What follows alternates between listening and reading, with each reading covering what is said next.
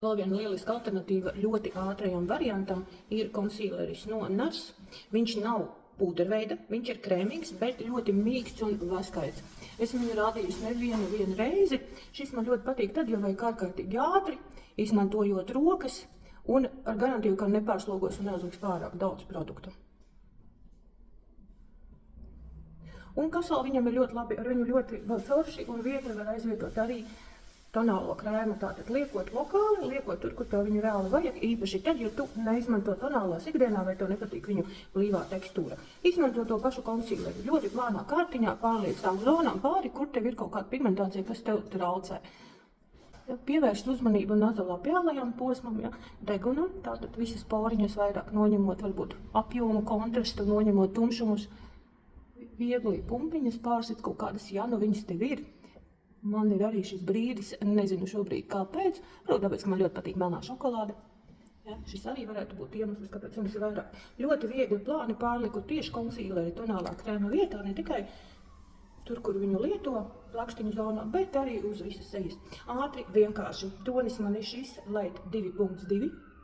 Gaišs un neitrāls ar siltu pieskaņu. Ļoti labi derēs tām, kurām ir izteiktāki zilganāki, tumšāki loki. Ja, jo dzeltenums, jeb siltums konsīlerī labāk nomaskēs tieši zilganumu. Kurā brīdī labāk izmantot konturētāju un kurā brīdī labāk izmantot highlighteri.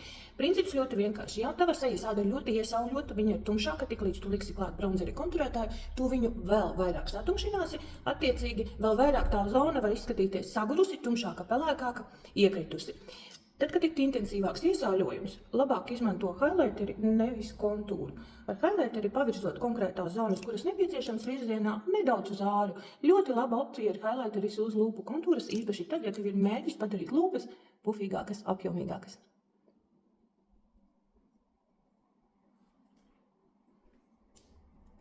Šīs highlighteris man ir no zīmola Rare Beauty. Tonis ir, tu redzi,